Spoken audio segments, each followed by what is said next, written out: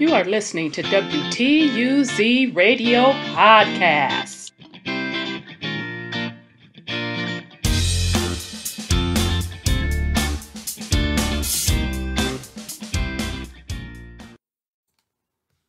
This is Rhonda with WTUZ Radio Podcast, and today is a follow-up.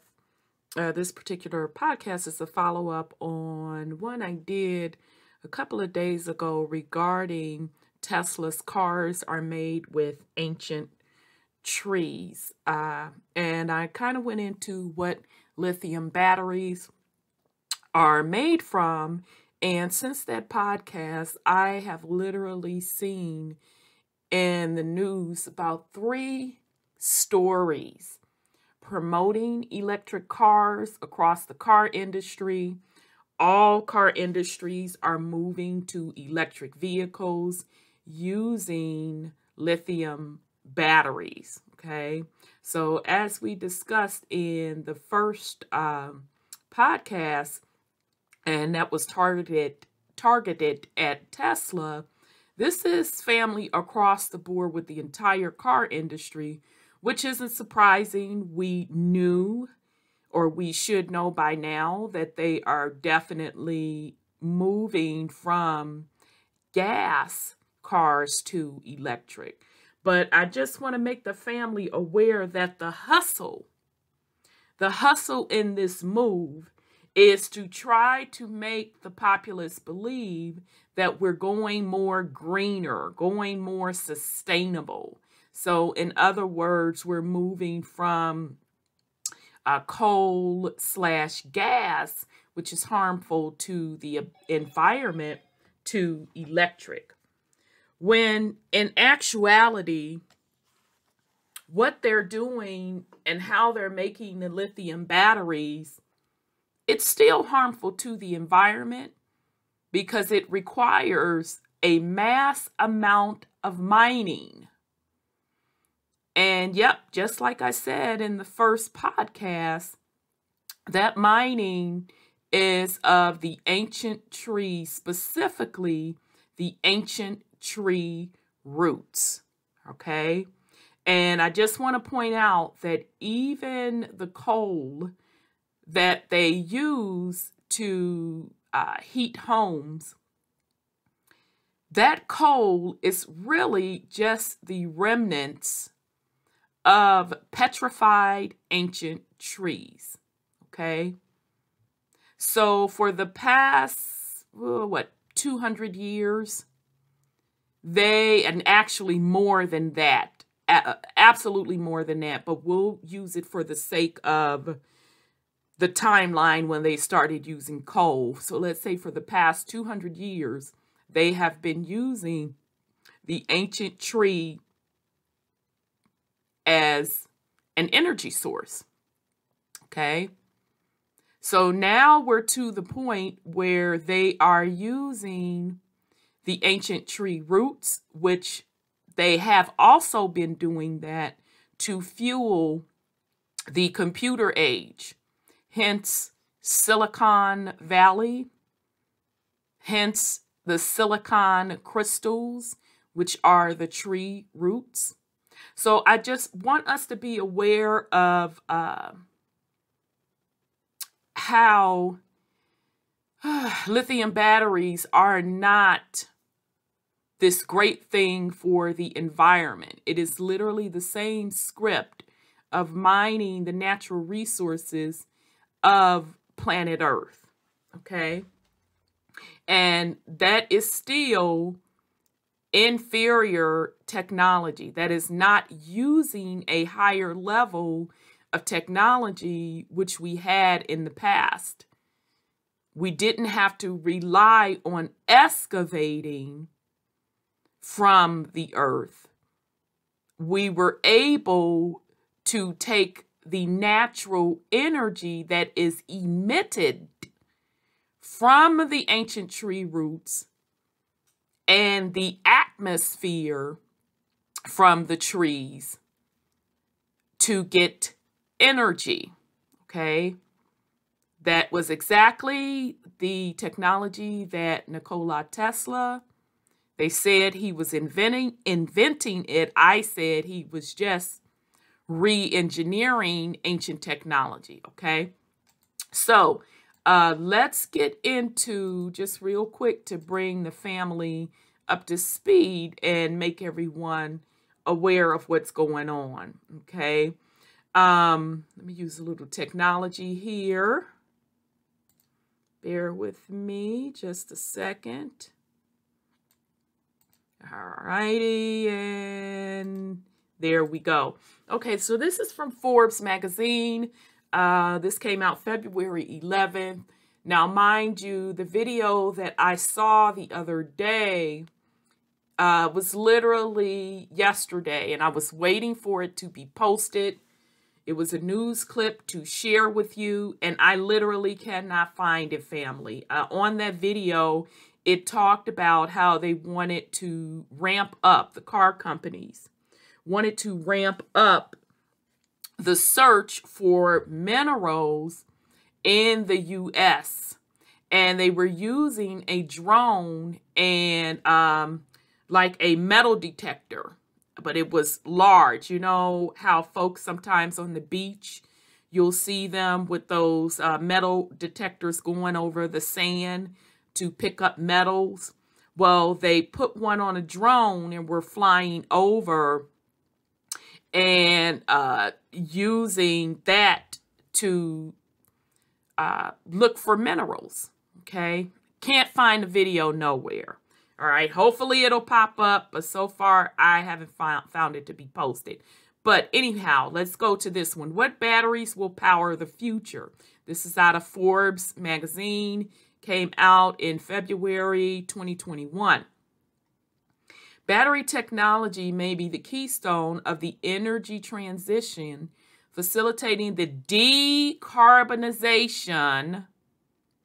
Okay, so remember we talk about often what they are doing is going from a carbon-based economy to a digital economy. So carbon-based / petrodollar, oil, we're leaving that particular era / age, going to the true digital age / AI, and a part of that will be the currency as well as the technology. So you're going to continue to hear them talk about carbon being a bad thing, getting out of carbon, going electric, and then they're going to have to even ramp it up further because based on the amount of AI they plan on implementing with the whole metaverse, etc., they are going to need a huge energy source to do that. All right. And I suspect they will get beyond mining the ancient tree roots. And let's just hope there's some remain of those ancient tree roots, which are really crystals. And then they would definitely have to rely on the atmosphere. Okay. I believe that they're already are testing, relying more on the atmosphere or natural energy and working in conjunction with the crystals, or in other words, what folks are more familiar with, Nikola Tesla's concepts, okay? So you're going to keep hearing about carbonization. You're going to hear the politicians talk about a carbon tax, etc. All right, so facilitating the decarbonization of the transportation sector while providing a critical backstop for intermediate solar and wind generation and power generation. But the widely used lithium-ion battery may not be up to the task of carrying the future of the global green economy. And I agree with Forbes on that, because the amount of energy it's going to take for them to create this AI alternative reality society, the minerals used in lithium will not be enough. All right. President Joe Biden is making batteries a component of his carbon neutrality strategy, suggesting that domestic production, rather than relying on Chinese and Korean imports, could create jobs. Right now, Chinese companies, including CATL, BYD, and Hefei, Guangxi High-Tech, produce 79% of the world's batteries. Okay, so now let's make clear that means the Chinese and Koreans are heavily mining in their area those ancient tree roots. Domestic manufacturers trail with 7%. Okay. So these areas in China and Korea, they're getting ready to be a hot mess if you are mining heavily some of the last remaining natural resources out of the ground. Okay, that is going to deplete and strip those areas even further.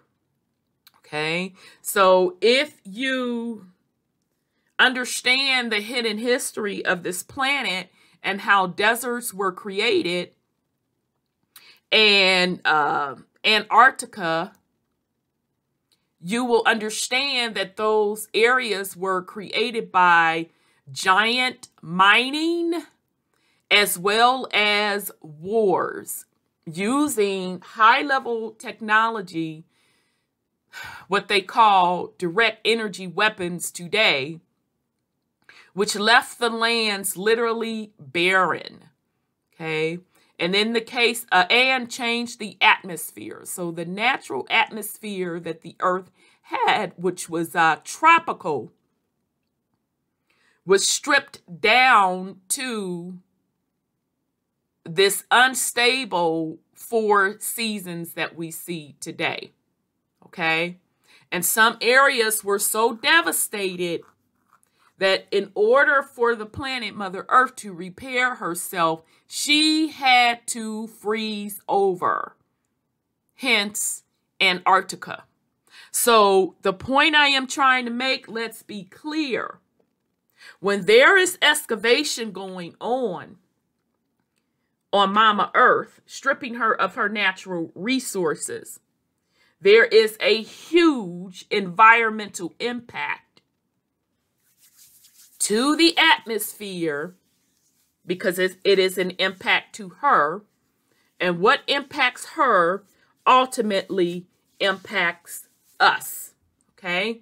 That would be like you on your body continuously getting surgeries and getting things excavated out of your body, the natural resources. That is not making you stronger, that makes you weaker. Okay, so no matter how they try to dress this up with lithium batteries being the alternative to carbon, they are one in the same. Okay, so domestic manufacturers trail with 7%. The need to compete is evident. Lithium ion or Li-ion is the most prolific battery technology in use today. Li-ion boasts high energy density relative to older nickel cadmium batteries and the absence of a memory effect, which causes batteries to lose storage capacity with continuous use. Okay, so that's their justification for using lithium. Self-discharging, wherein minuscule chemical reactions in a battery lower capacity over time is minimum in the Li-ion or the lithium technology. For these reasons, most of today's electric vehicles, EVs, use some form of Li-ion batteries. Tesla employs its own lithium, nickel, cobalt, aluminum, NCA chemistry, while lithium, nickel, magnesium, cobalt, NMC, is common in the rest of the EV sector, produced by LG Chem and SK Innovation. So I just want us to just real quick to be clear. Nickel, you know, that is a mineral, a metal coming from Mother Earth, coming from the ground, okay? The ancient tree roots. Cobalt, same thing. Aluminum, same thing. Now, the one news clip I saw that I just can't seem to find, when they were scouring over the U.S. and they were over the forest areas, the gentleman said he was looking for nickel, cobalt, and copper. Those were the main three precious metals that he was particularly looking for lithium batteries. All right. So just wanted to be clear that all of these things that they are speaking on are precious metals that they have to mine. They have to mine. They have to dig into the earth to get. The two Korean companies are embroiled in a legal battle, with the former accusing the latter of intellectual property theft. Okay, so I just find it absolutely disgusting. Yet here again, you have a group of folk, I call them parasites, that continue to take from the earth without no regards and try to place claim on things that do not belong to them for a profit, regardless of the destruction, not only to the natural organic of the planet and the living, breathing organism, Mother Earth herself, but also no regard for the atmosphere that her precious minerals create for the rest of us. Okay? So it is hypocritical to lay claim on something that is not theirs. No one owns the earth. Regardless of what these parasites may think, what claims they have put down, what paperwork they have generated, no one owns the earth. The earth is, as a living, breathing entity, we are supposed to be respectful caretakers and living in harmony to the planet. We are supposed to be living in a way that anything that we take of can always be regenerated, because the earth provides in a way where there are no shortages. So we are supposed to be caretakers of the earth, not scavengers and parasites, taking from the earth to the point where there's nothing to replenish. Okay. The International Trade Commission decision to bar certain imports from SK Innovation over the matter could disrupt America's supply chain and Biden's clean energy transition. So I want you all to get the hustle on clean energy. How is mining from the earth which will ultimately throw off the natural ecosystem, which it has already been severely damaged with the hundreds of thousands of years of mining that have occurred / terraforming. So now they're trying to, once again, dupe the populace into believing that Biden has some sort of clean energy transition when it is not so. It's one and the same. But let's continue. Unfortunately, lithium lifespans still aren't particularly long. Okay, so again, how's that clean energy? How is that working in harmony? How is that regenerating? And experience significant deterioration within the first few years. 5 years of an extensive use can leave a battery at 70 to 90% of original capacity. Lithium batteries are still an expensive means of power, with the industry standard hovering around 137 per kilowatt hour in 2020. Tesla's cutting-edge NCA battery packs are rumored to be closer to 100 kilowatts per hour. That being said, costs have come a long way.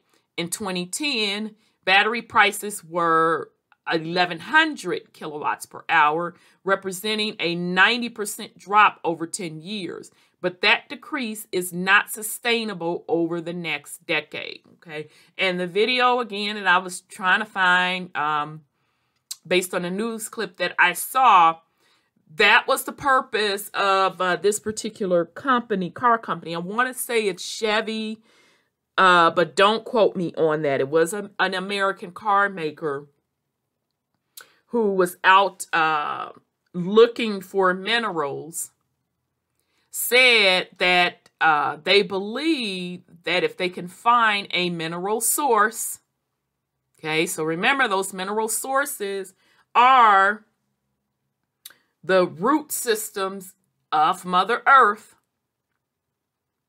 If they can find a large source of minerals here in the U.S., that they would be able to bring down the cost of the batteries, which would ultimately bring down the cost of the electric vehicle. All right. So again, this is all about business for them at the expense of the planet's natural resources and ultimately at the expense of the atmosphere, which is a detriment expense to you. All right. So this graph is just showing the volume weighted average pack and the sale price slit. Okay, so it's just showing how high it was in 2013, and by 2020, how it has reduced significantly. All right. According to Bloomberg New Energy Finance, the 101 kilowatt price point is where EVs will be price competitive with internal combustion engines. Okay, so again, trying to get it to the point where it is price competitive to buying a gas-based car. This threshold is expected to be crossed between 2023 and 2025, but questions remain if lithium battery chemistry can be improved past this point.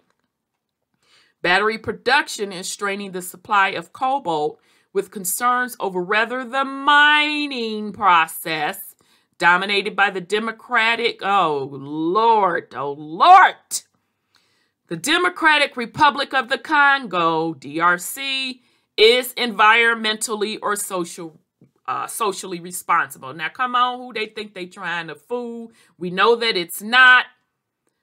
The Democratic Republic of Congo has always been unstable. It's always been a battle over resources, natural resources, Mother Earth's natural resources. So we already know that it's not environmentally or socially responsible. Producers will need to locate other sources.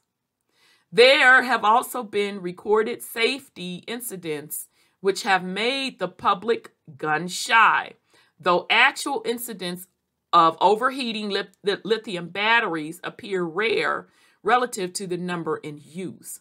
Those are the downsides to what was not long ago cutting edge. Scientists believe the future, the $50 kilowatt battery and below, lies elsewhere. Those thinking long-term have eyed solid-state batteries as a successor to Lithium. Research is underway and prototypes are in development, but it could be a decade before a solid-state device is available for public consumption. Experts estimate solid-state technology will cost 800 kilowatt to 400 kilowatt by 2026. Industry leader QuantumScape has experienced price volatility thanks to the combination of high expectations and no revenue. Yet energy enthusiasts are excited. Solid-state batteries represent a paradigm shift. Instead of rechargeable liquid electrolytes found elsewhere, they utilize safer, non-flammable solid electrolytes. Solid electrolytes are more energy dense, allowing for faster charging, greater range, and a longer shelf life. Longer-lasting batteries reduce the need for expensive storage system and energy costs for consumers. They handle heat better, but also operate at extremely cold temperatures. Unsurprisingly, EV manufacturers are eager for a breakthrough. Right now, Tesla has a thermal management and electronic control technology which gives it an advantage over its competitors. By removing temperature as a vulnerability, solid-state technology could allow others to cut costs and compete. Established companies and startups such as Ionic Materials and NEI Corp are funding research and development. Toyota has made battery technology a priority, regarding solid state as a solution to the limited range and long charge time hindering widespread proliferation of EVs. They hope to sell the first solid-state battery-equipped EV this decade. The Volkswagen Group has its own partnership with QuantumScape, and there are additional projects backed by Ford, BMW, and Mercedes-Benz, among others. Transportation is not the only industry that stands to benefit. Improved batteries in smartphones will potentially allow up to 3 days of continued usage without changes to design or weight. Other devices from laptops to utility storage units will similarly gain in charge duration.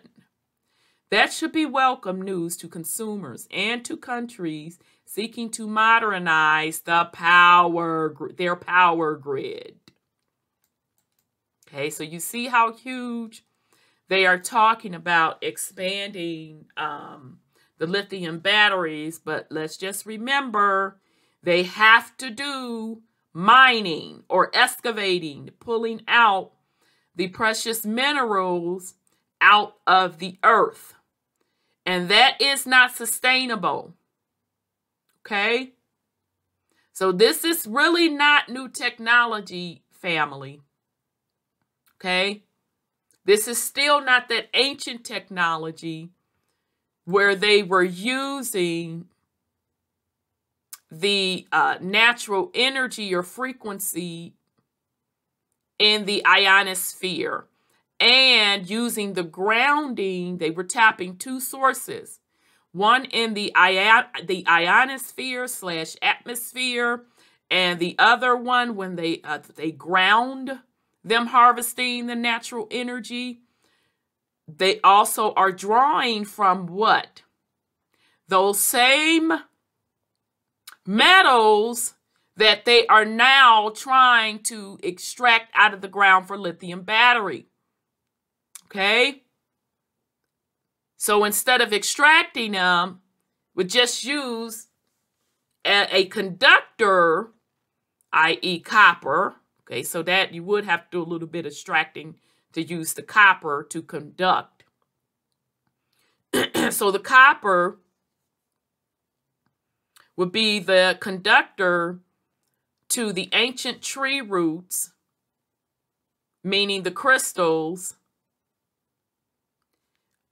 And then they can also grab the energy from the atmosphere, okay? So they still have not gotten to that point yet of releasing that to the public. Right now, they are selling the public on this facade that they're moving to green energy with electric batteries via replacing carbon or gas, when it's really not the case. They're still extracting. So it's still the same thing. It's still the same amount of damage to planet Earth. All right.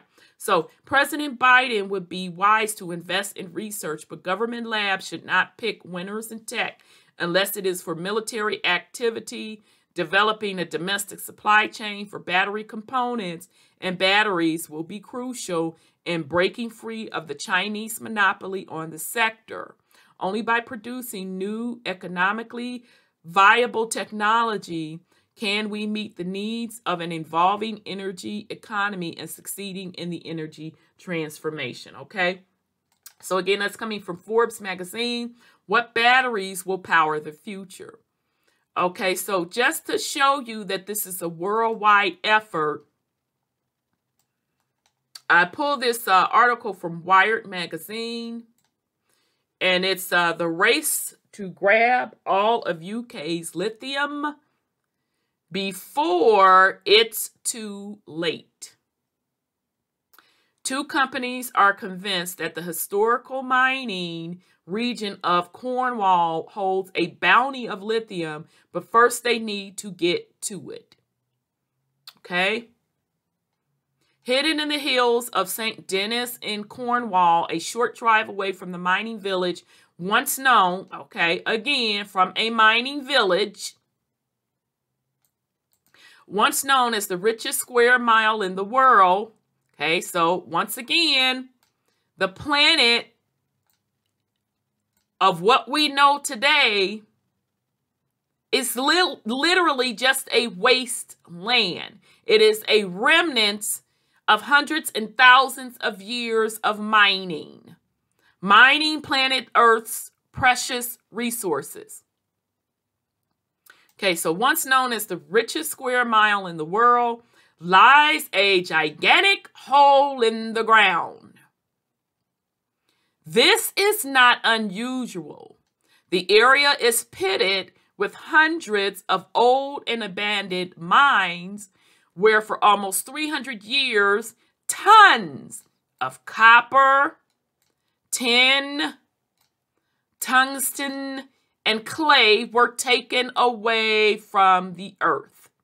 Okay, now that was just 300 years, family. That's why I said we can use it in a couple of 100 years mark when we talk about today. But make no mistakes about it. This has been going on for hundreds of thousands of years. Okay? To the point that the planet has been mined / terraformed so much to the point that the entire planet's ecosystem has totally changed, along with the people being born on it and inhabiting it. What is odd at least in 2021, is the noise coming from it, the steady sound of digging. Finding the source of the sound involves a cautious ascent on a rocky path to the mouth of the Trevor Downs, where dense vegetation gives way to a stark landscape ripped apart by heavy machinery. Okay? So as they're talking about this, I know most of you have seen this movie before, and you're going to always hear me refer to this movie when I talk about the ancient trees and the amount of mining, excavation, and terraforming that has went on in the planet. I want you to think of Avatar, okay? And what they were after in Avatar, and how they showed you in Avatar, those natural minerals and crystals were so prevalent in the ground that it literally was that illuminating natural light that showed up in the plants, that showed up in the trees. And just with the mere contact of walking on the natural earth with your bare feet, you could interact with those crystals and those minerals, and that the ground would light up. Okay? So what they were showing you in that movie, and shout out to Dr. Dilbert Blair, the ancestor, he was the first one to say it. He said that Avatar was a documentary on ancient planet Earth. Okay? So that movie was explaining to you an invasion that went on planet Earth, and how terraforming happened for the purpose of extracting resources, and how the indigenous population wanted to protect what? The ancient tree, and how all of the animal life as well was against the terraforming of the planet. Okay? All right? So we don't even know how the extraction and the terraforming has impacted us, or what they're calling the human race. Okay? So it was indicated in Avatar that the species, or the species to that planet, looked totally different. Okay? Everything was bigger. They were way bigger. The fruit was gigantic, which would make sense if you have a highly enriched oxygen environment, and an environment that was more silicon versus carbon. Okay? All right? So mining on the planet has been happening for thousands of years. And we know in the range of 300,000 years and some change, based on the Sumerian text. Okay? So when you get into the hundreds of years of mining, that is down to mining the remnants of the ancient trees, down to mining the remaining of the tree roots. So let's continue. Entire chunks of land are missing, leaving behind white craters where hills abruptly turn into chasms. Okay? This is why we can say when you look at mountains and you look at hills, they are not what they appear to be, what they teach you that they are. Those mountains and those hills are remnants of mining, of excavation, of terraforming. Okay? Same exact thing. On a bright day, looking at the white walls is like gazing into the sun. In the midst of the scene on a Tuesday afternoon in April is an almost comically small red digger, chugging noisily away at a small hole in the ground. This, say, hard hat-wearing geologist from lithium extraction company Cornish Lithium, is the place that will herald a mining resistance. Cornish Lithium is one of the two local companies, the other being British Lithium, that believes that the shiny metal could be a new gold rush for Cornwall. Okay? Remember the gold rush in the Americas? That was still mining. That was still extracting, excavating precious metals and resources out of the planet Earth. So, which could be a new gold rush for Cornwall, an opportunity to revive an industry that waned decades ago and left many of the traditional mining villages impoverished. Same script. Okay? So certain group of people that feel they have the right, the exclusive right, to go around planet Earth and extract resources from the planet for their benefit and displace the indigenous population of that area that have lived in that area at a minimum hundreds of years and some of them thousands of years. And what is left behind is poverty.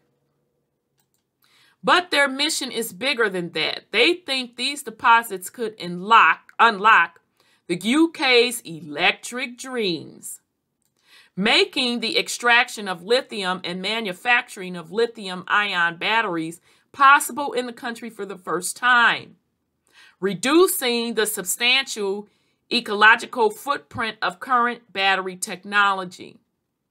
Okay, so there's that line again of reducing some climate blueprint. They believe there could be enough lithium in Cornwall to meet UK's demand when the country moves, I told you, from fossil fuel vehicles to electric ones. Okay? So this, again, is a worldwide effort, family. Make no mistake about it. This is still a part of a reset. Okay? They just have to find a cost-effective way to get it.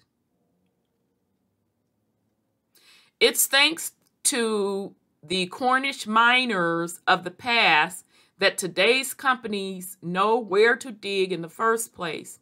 To identify a potential site, Cornish lithium geologist Adam Matthews painstakingly pored over aged maps drawn by hand with scratchy letters showing the depth of each of the dig sites and what the miners found. Each borehole extends underground, first vertically, then off in shoots like the roots of a tree. Not like the roots of a tree, baby, they were roots of an ancient tree. While there are a lot of historical geological maps out there, he often found them in rather peculiar places. One treasure trove was in private hands in the attic of a historic mining enthusiast who had amassed a cache of them with a friend over the past 100 years. The cost of digging blind would be prohibitive for a startup. To narrow their search, Cornish Lithium used machine learning. Okay, so that's programming technology. That is part of the reset. What machine learning does is it studies computer patterns and it improves upon those patterns, and it creates new patterns. So when you hear that term, machine learning, that's what it means. So think in the terms of like the movie Terminator, how the machines got smarter, how the machines were able to like ultimately program themselves and become smarter and stronger. Think in that minds when you think of machine learning, okay? All right. So use machine learning to find patterns in the historical mining data, hoping to find lithium on the first try. They layered all of the maps on top of each other to create a master map and worked to fill in the gaps in their knowledge, an endeavor that Matthew says took a year and a half. So basically, just to break this down, they took an older map, and remember up here he said to then off in shoots like the roots of a tree, which it is the roots of an ancient tree. So they're basically mapping out the ancient tree's root system because, again, that's where these resources are. And so just imagine how huge those ancient trees had to be. And if you ever want to know the scale of them, just look at mountains. And notice how those mountains are connected. That's how large those ancient trees were. And some of them, when you climb the top of them and it was directly flat, if you look closely, you will see the tree roots. Okay, so that was the scale of those trees. So if you know they were that huge, you know they had to have big tree roots as well, right? Anybody that's ever had a tree next to their house and the tree continues to grow to the point where it starts tearing into the foundation and plumbing, you should understand. Okay? You might notice that the measurements are different here, he says, pointing at one of the boreholes drawn on the maps in Cornish Lithium office in Truro, a few kilometers from the coastal town of Falmouth. On these maps, everything in phantom, one phantom is 1.8 meters. In some cases, but not all cases, they measure the distance of it inclined, whereas now you measure vertically. Depending on the year, they might have done one or the other. He smiles. You have to do trigonometry to figure it out. Sometimes the map writers will try to tell you how deep a hole is, but won't tell you where they started measuring from. He points to a number scratched in ink on another map. Can you see here? 70 to 112. The number 70, he explained, is what's called the fathom level, but it's not the distance below the surface. It's the distance below the level, but there is no standard measures for where the level is, he says. Think of it as the drainage in your house. It's in a certain place and it's slightly inclined to allow it to drain, but it's a very different place if it's on a hill or in a valley. Underground, this means that the hole marked as 112 fathoms deep could end at a very different depth than what the map appears to suggest. Okay, so just imagine, and I'm going to pull some pictures and just show you some of those caves with the crystals so you can just get an idea of the amount of resources. Okay, so we'll get through this and then I'll pull some pictures toward the end. In some cases, past miners didn't make records of where they decided to dig at all. there were huge black spots of information missing on mines that Cornish Lithium could unknowingly crash into, destabilize its plans, which Matthew says he only managed to shed light on thanks to consulting a former miner called Terry Cotton, who had worked in the area for 40 years. Some of the mines marked on the map are comically shallow. That's probably people just have a go, he says. Other people try to reproduce maps and inserted errors as they put their own spin on it. So in other words, folks have been continuously and consistently trying to mine or mining the metals and / resources from the earth.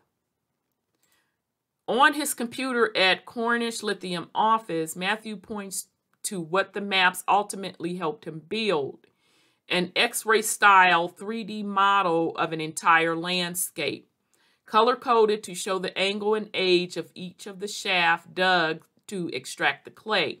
It looks like hundreds of different color straws struck at different angles into the ground, his roadmap for where to dig. Okay, so when I was sharing with you all earlier the news video where they had put a drone up in the sky and was going up over a forest, and they had attached to the drone like a metal detector.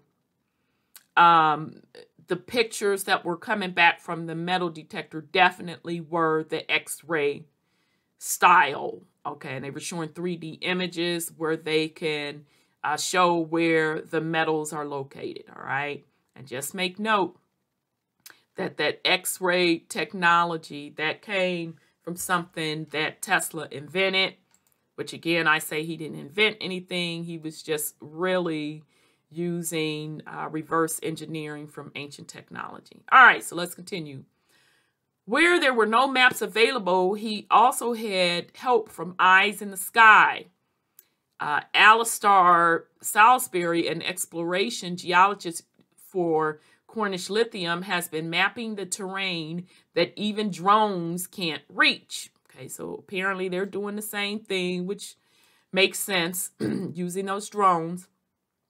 His piece of the puzzle involves taking pictures, of fault lines that extend to the coast and importing them into the software. Okay. So if you are familiar with the documentary about the world history of Earth, and it showed in that documentary the fault lines, the volcano fault lines of the planet, and how they were excavation of the tree roots of the planet and former mining activities, and they became volcanoes because that was the remnants of waste of mining the trees. This makes perfect sense, what they are saying, that they are taking pictures of the fault lines that extend to the coast. And that is exactly what he showed us in that video. And I will pull that as well and incorporate that in here just to show you how in that video he was showing us how they were excavating hundreds and thousands of years ago, the trees and the tree roots, and the mining activity leftover or remnants or waste piles created these volcanoes and fault lines. Okay. On his screen, drone imagery of the coast shows huge gaps in the granite, which he follows in line, drawing onto the 3D model. The structures that are visible by drones at the coast are formed by the same chunks of rock found 600 to 700 meters down inland. We can use an interpretation that we make on the coast to infer further inland. So that's what the fracture zone might look like. That's what the permeability, I know I'm not pronouncing that right, permeability, might be, he says. Salisbury's job is to explore any possible avenue to quickly access lithium. However, unlikely. At one point, he worked on testing all of the natural springs across Cornwall, which were once associated with druids and holy water for potential lithium in the groundwater. We had a map of all the holy wells, so we went and tested some of them to see if they had elevated in lithium levels or if they could tell us more about what's happening, he says. His team, trapseed, I don't know what that is, I'm mispronouncing it, forgive me, around the land, trying to find these water sources in a pilgrimage that ended up being mostly futile.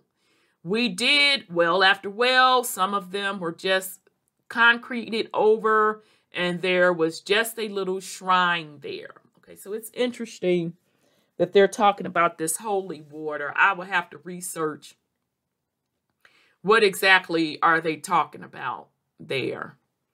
Okay, so I don't know if they're talking about natural streams, but let's continue. Salisbury has also mapped the entire North Coast, capturing spectral information, data from across the electromagnetic spectrum to look for alternative signatures of key minerals associated with geothermal activity. What we see with our eyes is a very small portion of the electromagnetic spectrum, he says, bringing up another 3D geological map on his computer.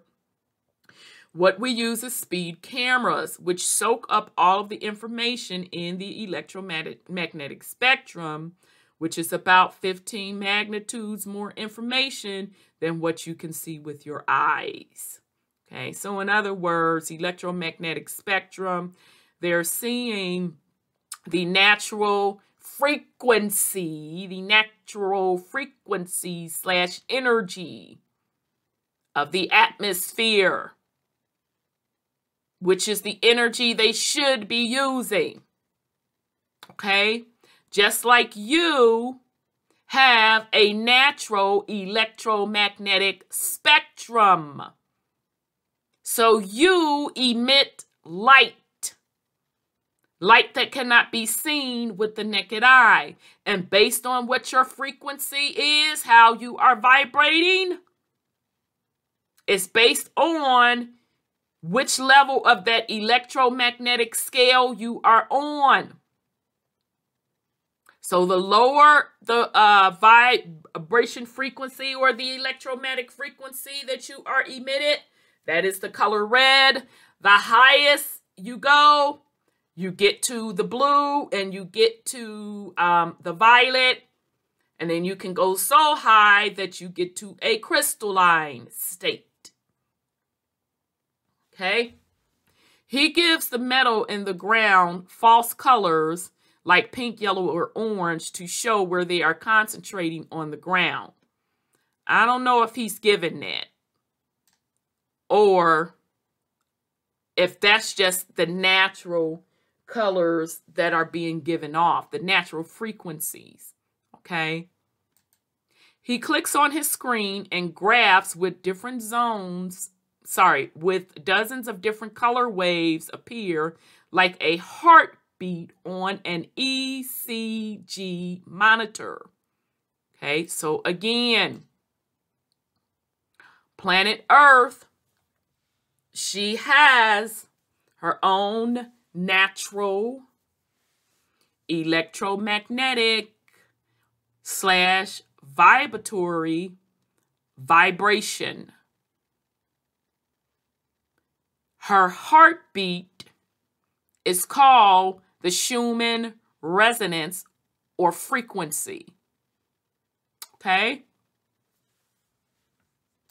We can use that to understand which of these structures have seen, and I just want to point out everything that resides on her have frequency and energy. Okay? We can use that to understand which of these structures have seen more alteration and more fluid flowing through them, he says. So we can say that these structures might be more prospective for lithium or geothermal waters further inland. The light bouncing off the ground has produced what he describes as fingerprints in the ground. Most likely it's kaolinite that he's looking for, the white mineral that is a telltale sign that there is clay in the ground and is associated with hydrothermal activity of geothermal waters and lithium. Okay. And just to point out, clay is also one of the reasons why indigenous folks built with it. I am specifically thinking out west. And I think some folks still do this today, and folks that are kind of going back to the natural state. Okay, so I'm thinking like Arizona, Mexico, those places. I forget what you call them. I want to say adobe style houses, which I kind of actually like, where they put clay on the outside and the inside they have like some type of barrier in between. Nowadays they're using foam. They're using foam, and then they use a wire to put the clay on.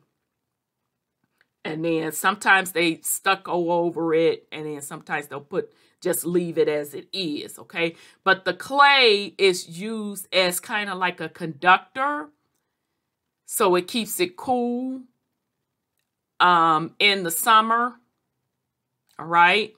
Because clay is like thermal, so it's a natural controller of temperature. Okay, so this is an example of using things natural from the earth. All right, so we can continue. He hopes the fingerprints he collects will include the entirety of the Southwest in the future. Thanks to a project with the UK Space Agency, which aims to expand his reach with satellite imagery. This data may seem excessive, but for modern day mining, it is half the battle. Okay, so that's what we're going to call this, modern day mining. Okay. Next, the data needs to be tied and tested before companies can be granted permission to extract at scales. To do this, they need to dig. Okay, so how much more of this we want to read? Because this is quite a read. I'm not going to go into all of this deeply because I want to get to some of the other stuff. I want to get to some of the pictures. We'll go on to extracting lithium, and then I'm going to start pulling some of those pictures for you, and then we're going to wrap it up. To extract lithium from the Trelleborg Downs, the 4-strong Cornish lithium mining team is making a hole every few meters using a drill rig with almost 1,500 meters of diamond and 2,500 meters of reverse circulation drilling plan. The rig pushes deep into the ground and inserts, here we go, gallons of pressurized water to lubricate it and extract drill cores from granite. The cores, perfectly shaped stone cylinders, are about a meter long and roughly the diameter of a table tennis ball are passed to members of the team to tag, examine, and crush to release the lithium contained within them. This takes a lot of energy. Around 5 cents of the electricity generated globally is spent crushing rocks in lithium mining. So right there, now explain to me again how this is supposedly so great for the environment. The team uses technology licensed from Australian company Lepodico to process the sample on site without the need for further refining. Cornish Lithium says it is processing towards bulk metallurgical testing to handle many samples of lithium at once and plans to construct a pilot test plant to ramp up processing. We need to mine the rock quarry and then crush it. Again, now explain to me how that's such good for the environment. I'm going to read this last paragraph and then we're going to pull some pictures. All right. The process of extracting the lithium involves separating out the lithium micas, groups of minerals found in granite.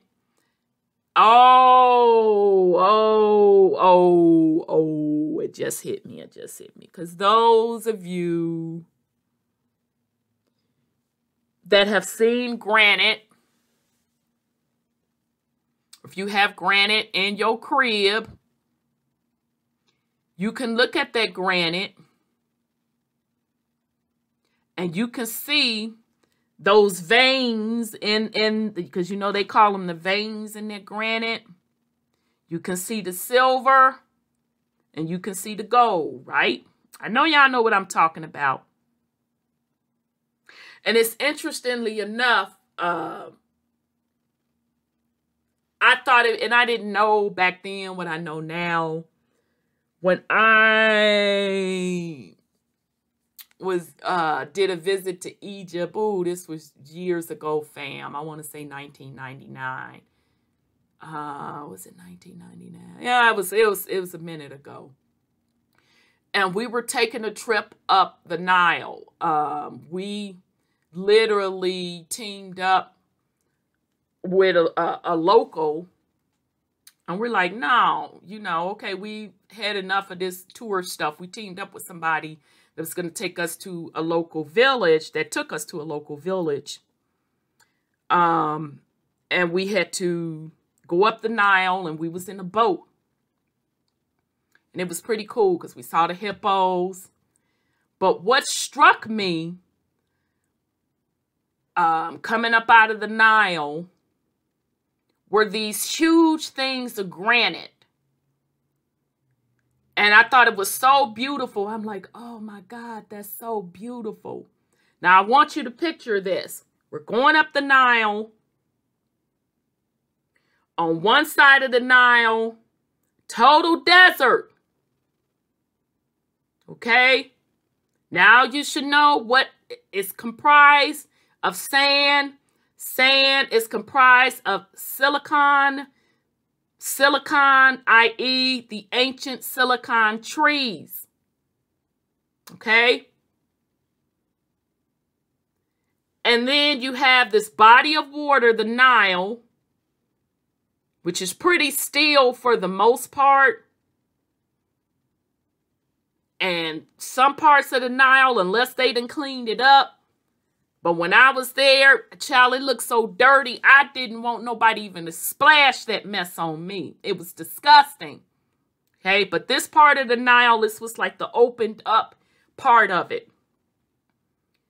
Because that's the part, it had to be pretty decently clean because the hippos was in it. They was chilling doing their thing. But there were huge blocks of granite, family, coming from up out of the Nile. But I didn't know what I know now. I thought the granite was hella more beautiful than that desert sand. So what we were literally witnessing going up that Nile was the excavation mining site of those ancient trees. So that granite was the remnants of the structure up under the ancient trees. Okay? And like they usually do when they mine something, instead of leaving a big gaping hole, they will backfill it with water. Now, I don't know this for sure. I'm just putting 2 and 2 together based on the new information that I learned. So more than likely, that Nile was man-made and was the result from huge excavation that was done on what they're calling Egypt. Okay? Damn. It's always a reason why you read something. So they're saying groups of minerals found in granite that look like tiny sheets and then process them into hydrometallurgical plant, which can produce quality lithium hydroxide, the substance used in electric batteries. So in other words, you extracting metals and minerals out of the granite, which was all of that was still tied to the ancient tree root system. Cornish lithium uses water to do this instead of roasting at high temperatures. Yeah, because you could try to keep drilling granite, it's going to heat up so much. So that's why, of course, they need water and why they have to cut it with those diamond bits. All right, so instead of roasting at high temperatures, as this uses less energy and produces no emission. The plant will be the size and shape of the average Tesco Metro. Yeah, I think that's, is that the gas station over in the UK? But the hard rock is not the only place where lithium can be found. Naturally occurring underground hot springs in Cornwall are enriched with geothermal fluids called brines. Now, I don't know about y'all, but when I think of brines, I think of salted water, which contain minerals leaked out of granite in the Earth's crust. But we're going to continue. Alongside hard rock extraction, Cornish Lithium plans to use direct lithium extraction in the brines, which will allow it to selectively extract the lithium by putting the liquid through a series of filters. Ultimately, the company aims to produce a battery-quality lithium hydroxide product from the geothermal waters. Ciao. Okay, it says, I'm going to read this last paragraph and then we're going to keep it. We're going to get into the pictures. Crane says that the Cornish Lithium is trying to move away from labeling what it is doing as mining. We've started calling it mineral extraction. See how they gonna try to rename, try to remix something? Always trying to remix something. We've started calling it mineral extraction rather than mining, because mining kind of conjures up those images, doesn't it? Yeah, it does, bruh. Of people going underground and getting dirty. Oh, it's more than that, bruh. It conjures up the energy for me and the images of damaging the earth. whatever the company labels it, it's not the only player looking to exploit the riches hidden in those Cornish hills. Okay, so I want y'all to remember what them hills are. Okay? British Lithium is also in the exploration stage of its venture, engaged in a race to prove that the much acclaimed deposits of lithium are where it says they are and that it has the right technique to extract them. Okay, so I'm going to stop right there because he's going to get into more details about the extraction, and we don't need to go in all of that. We get the gist of it. So this is from Wired. This is the UK version of Wired, and this is the race to grab all the UK's lithium before it's too late. Okay, so I'm going to pause, and I'm going to pull some of the pictures to share with the fam of the ancient trees and the ancient tree roots. And we're going to look at that fault line that they're speaking on. So we'll be right back, fam. Okay, family. So let's get into, we've seen this video before. I'm just reminding you what the remnants of the ancient trees look like. And also I want to show you via this video those fault lines and how those fault lines are the remnants of the excavation of the ancient trees root system and the debris left over from it, rather, which created volcanoes. Okay, so this entire video is called The Lost History of Earth by Iranon. And this is off the YouTube channel Extended Thought. Extended Thought is not the author of it. Iranon is. Various people have uploaded this documentary because it keeps being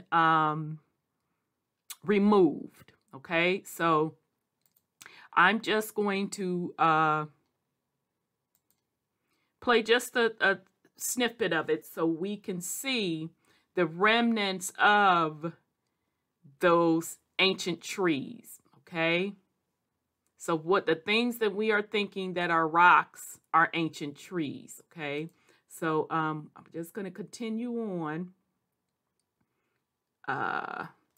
as he goes through and just kind of shows you. Look at that. Look at the sheer size of that. Okay, as he's going through showing you these things. Okay, so in addition to these ancient trees being cut down, you have this associated root system as well. Okay. Alrighty. So just to once again show you these things. Okay. And so when he gets to, no, he's going to get to it. I want him to get to this, kind of showing you a comparison of an ancient tree that we are thinking are mountains. But when you put it side by side by what we call trees, you can see the striking similarities. Okay, so down here you would see this is going into the tree's roots. Same thing with what they're calling a mountain. Okay, so we're going to continue on. Okay, and so he's just once again showing you this is what they're calling the top of a mountain in South Africa. You can see tree rings. And he's showing you right here what we're calling a regular tree. Same difference, no difference. Okay, he's about to get to these fault lines in just a second here. We are going to go over the fault lines. Okay, come on. Okay, just once again showing you the comparison of ancient trees versus what we're calling trees. Okay, so just another example. And you see the height of these ancient trees? Okay, right. So I'm going to, okay, so he's just once again showing you examples of the ancient trees, comparing it to what we're calling regular trees today. Okay. All right. So he's going to get into, so he's just showing you silicon, and that's why sand is made up of silicon to this day.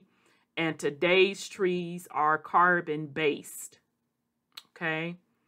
So I'm trying to be patient. I don't want to skip past when he gets to the volcano fault lines.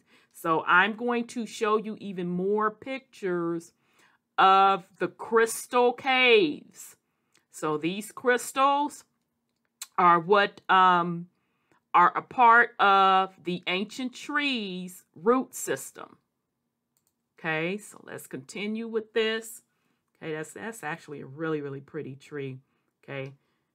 You all see how the scale of this, and it's still, family, it just takes my breath away to know that. So this is like even above the clouds. And you see how far out it extends all the way out there. So this was a huge tree. Okay, so we'll continue on. Okay, so hopefully you'll look at this stuff different now. Okay, what they're calling out in the, it looks like at one time it was a desert, but it looks like it's finally starting to regenerate itself. A mountain, hopefully you're looking at it differently now. So let's continue. I'm trying to get to these fault lines, okay? Another tree, another ancient tree. Okay, all right, I may have to just do a little bit myself. Okay, so hopefully you can see that. Trying to get to the volcanoes, y'all. Okay, I have to do a little digging myself. Let me go back. Okay, nope, I missed it somewhere because he showed the fault lines. That's what I'm trying to show you. Okay. All right, so he's showing you an aerial view. These are the roots, those ancient tree roots. So when we were talking in that article and they were laying out that map, they were showing a map of these ancient tree roots. Okay, so it looks similar to the veins or the nervous system. Okay, dang, y'all, I'm sorry, I'm trying to find this fault line for y'all. Doggone it. Hold on a second. Wanted y'all to see the ring of the fault line, so bear with me. If I can't find it, I apologize. I know it's not back that far. No, it's not back that far. Okay, because I don't want to replay this because we just played it the other day. Although I highly recommend you all watch this documentary. There we go, right there. There they go. This is the ring of fire. In that article, they are talking about going to use their technology of X-ray because they know here they have lithium. Okay? But this ring of fire represents volcano faults because they called it fault lands. Okay? Because you see Mount St. Helens right there. This fault line was created based on the waste from them excavating the silicon trees. Okay? So meaning that residue or that waste from the silicon trees and the root system would still contain minerals and metals, but those minerals and metals, because it is ground up and piled in one spot, created volcanoes. Okay? So they're literally going to the waste piles also, i.e. volcanoes, to extract minerals. All right? So they said nickel, copper, cobalt, aluminum. Okay? So just to show you the sheer amount of excavation that went on in the planet, and this fault line, they're telling us the fault line is the crust of the earth. Yes, the crust of the earth, okay, but it's the crust of the earth, or the root system of the earth, that was dug up, extractions were made, and then the remnants of the extraction or the waste pile was piled up.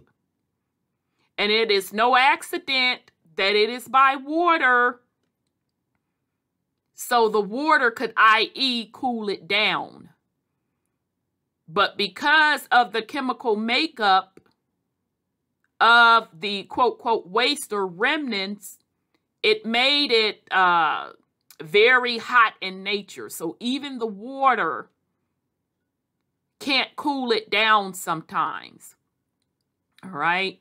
Depending on movement, it will spark up a flare, and hence what they're calling volcanoes will go off. Now, Iranon's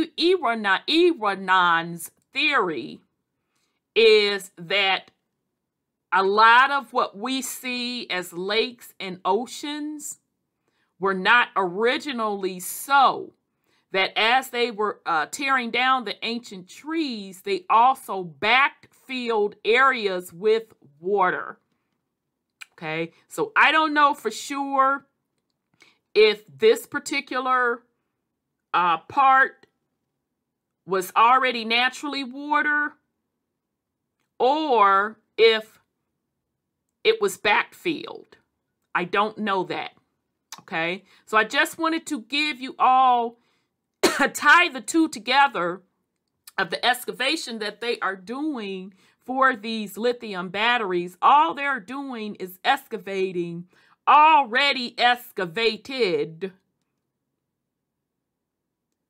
material and natural minerals from the waste pile and the ancient tree roots.